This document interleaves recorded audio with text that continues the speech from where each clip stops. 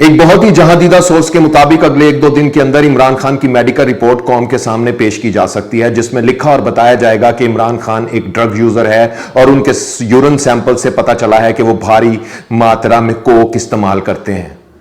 इस medical report को बनाने के लिए बहुत से लोग बड़ी देर से तड़प रहे थे और आज बालाखर इमरान उनके हाथ लग गया है। अब तुम उसके साथ स्याह करो या सफेद, अब वो तुम्हारी हिरासत में है और तारीख गवाह है कि तुम्हारी हिरासत एक बहुत ही गलीज जगह है जहां से निकलने वालों की बातें और कहानियां दिल दहला देती हैं।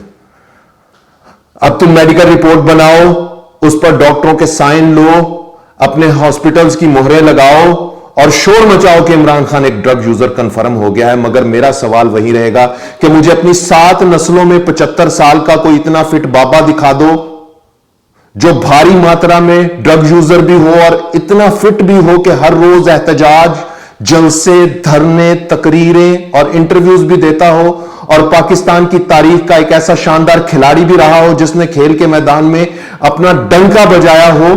और मुझे बताओ और मुझे दिखाओ कि कोई ऐसा एक भी तुम्हारी 7 नस्लों में है। हरगिज नहीं दिखा सकते तुम। मेडिकल रिपोर्ट्स बनाओ, हम पहले से जानते हैं।